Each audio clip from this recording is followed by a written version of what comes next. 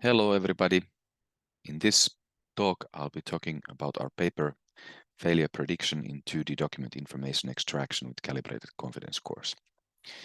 And this lovely zebrafish larva on the first slide will hopefully make more sense soon. Okay, just a bit about myself. My name is Juhani Kivimäki.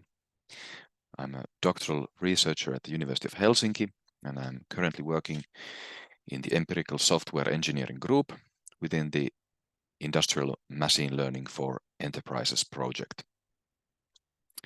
And my current research interests are uncertainty estimation and calibration and model monitoring. This is a case study which is part of this IML4E project, which is an ITF4 project.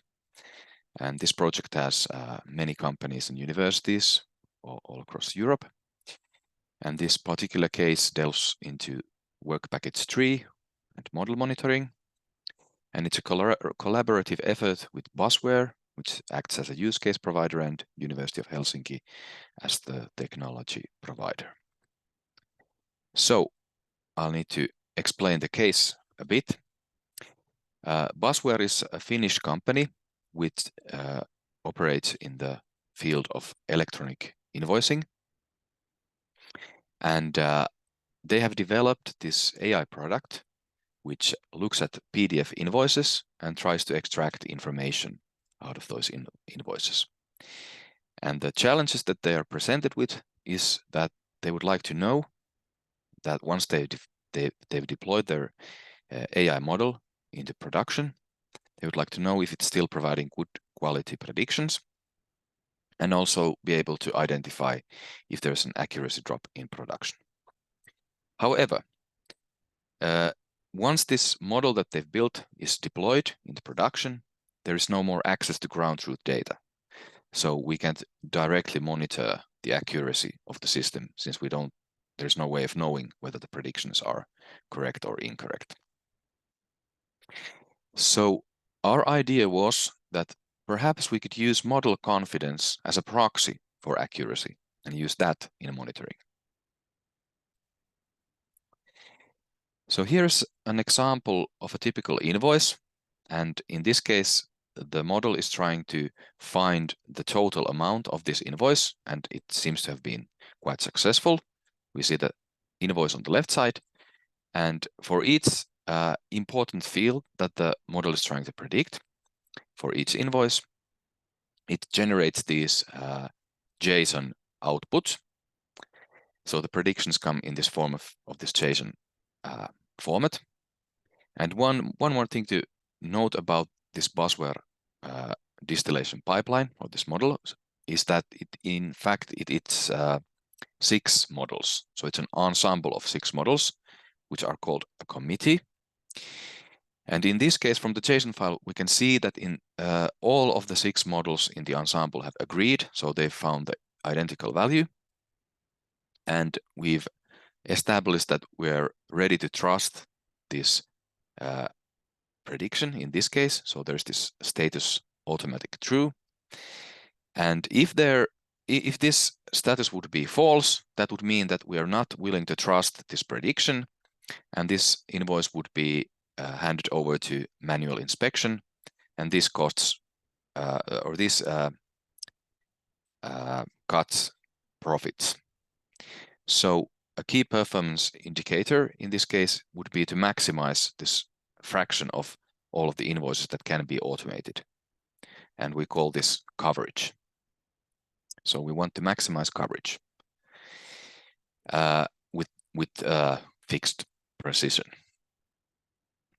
And since Busware has many different AI parts, they call these different AI parts brains.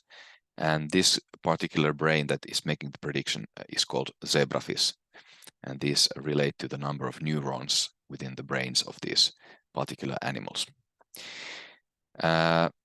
Also, this prediction includes some of these statistics, which we will later call legacy statistics or committee statistics. And most interesting in our case is this confidence score. So this is what we're targeting. We're trying to use these as a proxy for accuracy. So in order for these confidence scores to be useful in this monitoring case, they would need to be calibrated. So I will shortly explain what that means in theoretical sense. So I make this definition in the case of a probabilistic classifier because it's a bit easier to understand. So let's assume that we have this classifier F. It's seen some data, it's been trained, and now it makes some prediction for a particular instance, X or Y. And the prediction comes in this form that it predicts some class Y hat of I, and also it produces this confidence score P hat. Now, this model would be perfectly calibrated if it was the case that the probability that this predicted class was indeed the correct class, given that the prediction was made with certain confidence S, the probability is equal to S.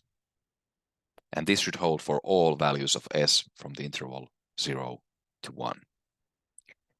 And the intuition here is perhaps something like this in a case of weather forecasts. So we have some forecaster and they predict that it will rain with 90% confidence. And they make this similar prediction like on multiple evenings that tomorrow it will rain on 90% confidence. We could track all these times that this forecaster made these predictions and look at the fraction of how many times did it actually rain after all of these times that they made this particular prediction. And if it was the case that it actually rained 90% of the time, then we would say that this forecaster is calibrated.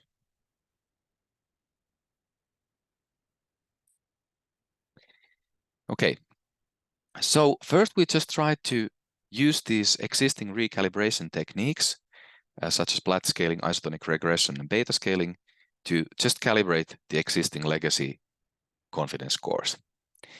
And I will not go into too much detail about these reliability diagrams, but hopefully they show that the uncalibrated confidence scores are not calibrated, or they express quite a high calibration error, which is actually expressed here in this the form of this metric called ECE, which is short for expected calibration error. And before we do anything for these confidence scores, the expected calibration error is 14.5% roughly. And once we apply some of these existing recalibration techniques, the expected calibration error goes much lower. So there's significant decrease in the expected calibration error. However, although we can improve the calibration, so the confidence scores match with empirical probabilities more precisely, we do not see any improvement in the coverage, so the fraction of automated invoices, if we use a fixed precision. And the reason for this is that the calibration mappings only kind of rescale the confidence scores using this kind of monotonic mapping. So we cannot get any better discrimination between the correct and incorrect predictions. So it is the case that whether we calibrate these confidence scores or not, in the beginning, the confidence scores are such that they don't discriminate very well between the correct and incorrect predictions. And since this is the case, we felt that we're not confident in using this as a proxy in model prediction monitoring. Okay. So we would need these confidence scores in addition to be that they should be calibrated. We should also need better refinement or sharpness, meaning that there is clear separation between the confidence scores of the correct and incorrect predictions. So we would want the situation where all the incorrect predictions are assigned with a very low confidence score, and all the correct predictions would be assigned with a high confidence scores, and there would be minimal overlap between the two. So next we thought about maybe we should ditch these legacy confidence scores altogether and design this kind of auxiliary system just to assign such confidence scores that they would result in better separation as well as being calibrated at the same time. So that's what we did. And the idea started from this, that we have these 6 models in the committee, and they're all trying to locate these informations on the invoice. So in this example, the committee, or the 6 models in the committee, are each trying to find where is the total amount on this particular invoice. And under the hood, they generate these latent representations as these kind of heat maps. So the heat maps are trying to indicate where the information is. And we see that in this case, the heat maps are very similar, but there are some differences also.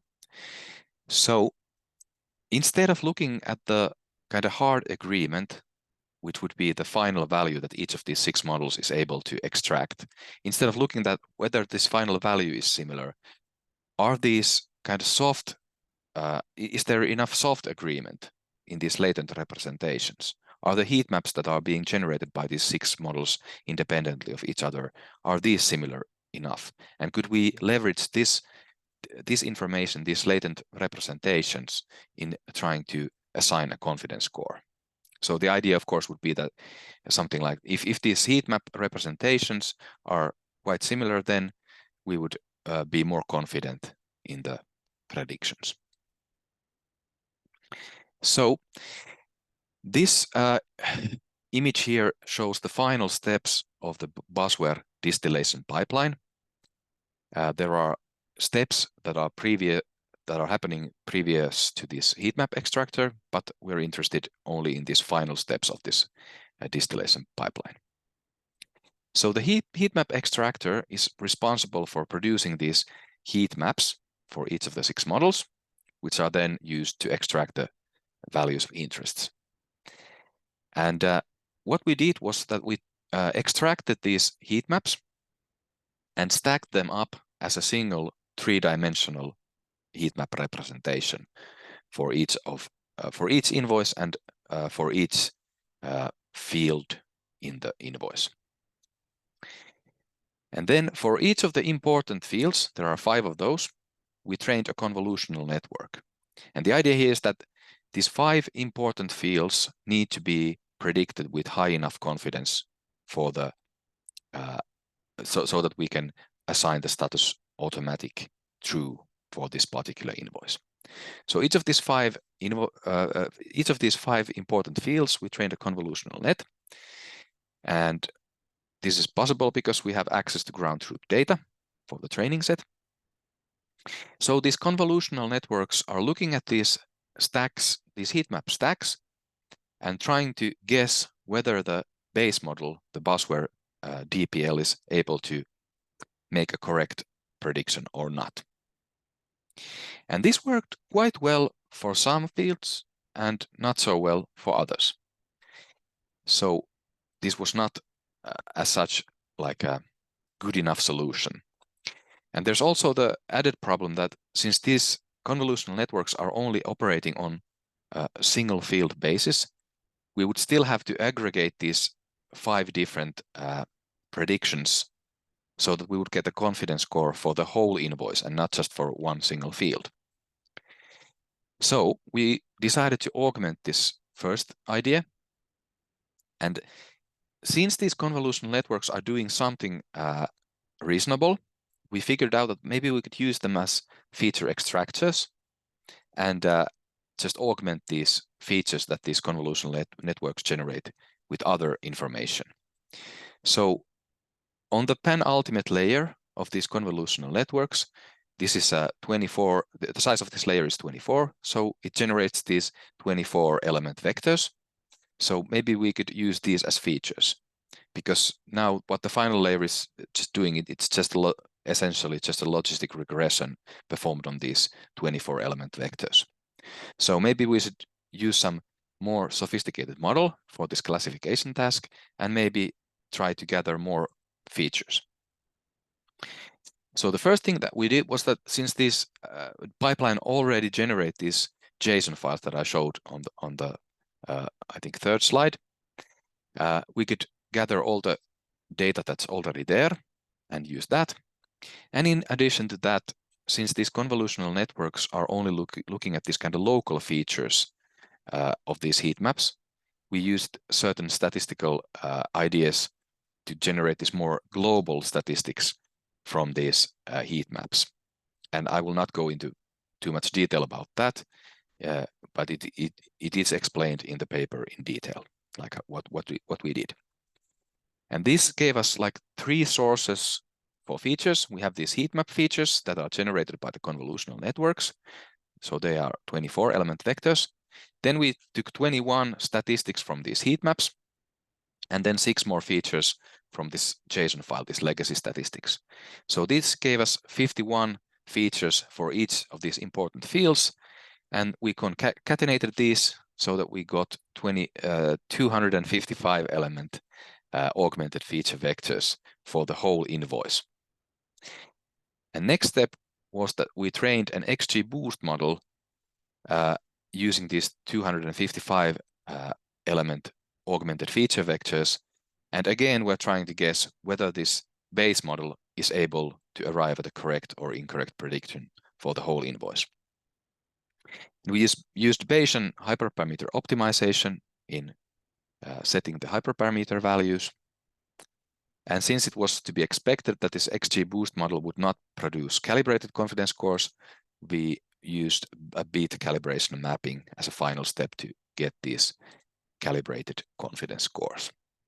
So this is the whole pipeline.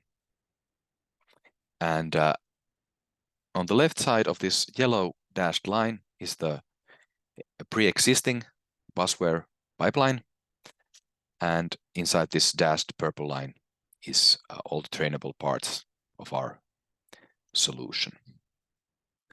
So, looking at the results, we see that if we plot these ROC curves, we see that our proposed method is able to dominate the legacy confidence estimates by a significant margin and overall confidence thresholds or operating points. So it doesn't matter like which false positive rate we're willing to accept. In all cases, the true positive rate will be higher using our proposed method. And similarly for the accuracy reject rate curves, we see that if we fix the precision on any number, our proposed method yields higher coverage than using the legacy confidence scores would. And also the summary statistics are significantly higher using our proposed method.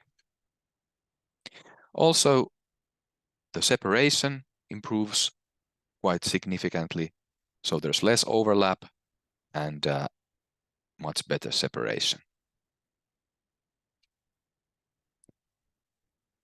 And also, using the beta calibration mapping, we are able to calibrate these confidence scores that come out of the XGBoost model.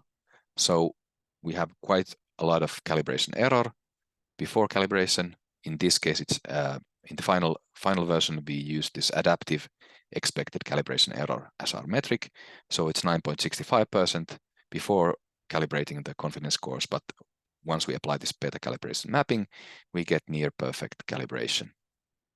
And we could also look at this from this kind of hypothesis testing angle, in which case we would also take into account these confidence intervals, and we could use this kind of as a proxy for this kind of hypothesis testing, that the dashed line, which implies perfect calibration, is within the confidence in 95% confidence interval for each bin.